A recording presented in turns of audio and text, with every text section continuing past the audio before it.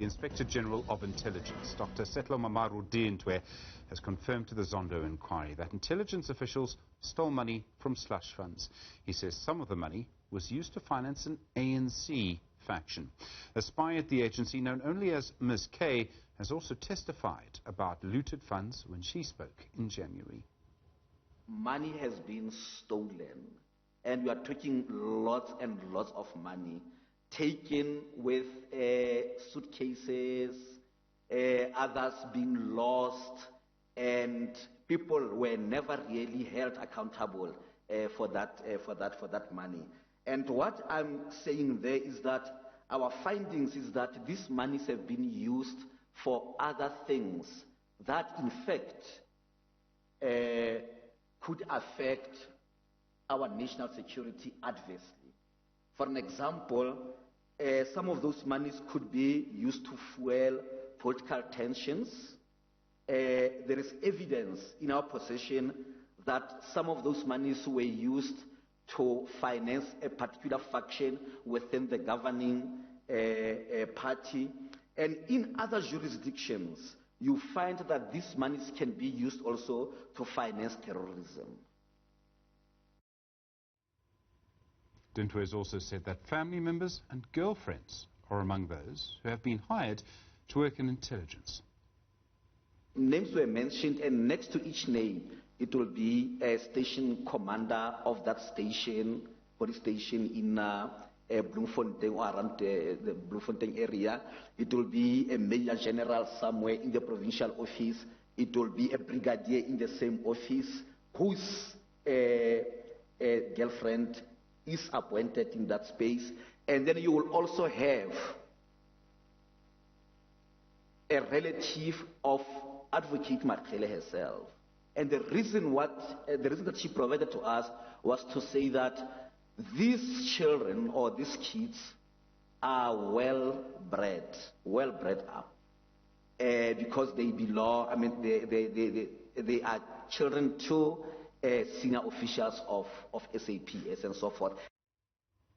Well, our reporter Tumaole Mohlaoli on station as usual at the Zondo Commission of Inquiry. For us, he joins us now. Tumaole, good afternoon to you. I mean, Dintwe is the Secretary General of Intelligence. I still have to ask, how does he know where this money went? Well, Stephen, the simple answer to that is that you have operatives within the SSA who effectively turned whistleblower. Now, this was also confirmed by Dr. Sidimu Fumari, who came because he had deposed an investigation that was underwritten by Parliament to see what actually is happening, to try and see how far the rot, if I can use that, extends within the state security apparatus. And they had found that with the help of operatives or agents that came forward to basically blow the whistle and detail what is happening, this is how they got to the bottom of what was going on. So they actually can monitor where this money, where it went and how it got there. They actually know what happened. Well, they actually know by virtue of following the paper trail. You will have a situation where agents would buy properties, would buy vehicles, and would essentially hire other agents, bring them on board without having the executive permission to do so. So when you follow these properties that were essentially supposedly belonging to the SSA, you would find them registered under operatives' names. And for the longest while, there was a big struggle by the State Security Agency to actually find out where its assets were, where did the money go to, how was it spent, because some of these people didn't actually put what their expenditure down on the books. Money was just doled out, money was driven around, millions of rands we've heard in some cases, in bags, in the boots of cars, and this money then effectively disappeared and lined the pockets of those operatives who then enriched themselves.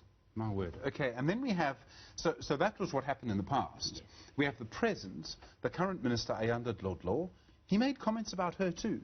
Yes, made comments about that and saying that, in terms of the minister, the minister in terms of the oversight facility, in terms of the oversight responsibility, he seemed to have a view that this was not done properly. But he's saying that the minister basically doing the best she can to try and shed some light in an otherwise murky and very difficult environment, because by its very nature, the State Security Agency and intelligence community works behind the scenes and works in the shadows. This is why, Stephen, even before, at the first time when he appeared, you know that the legal teams would have a very tough wrangling between the Commission's investigators and the legal teams representing the State Security Agency to say, we are concerned about what will be revealed because some of the revelations may compromise operatives they are concerned that are currently in our operations on the ground.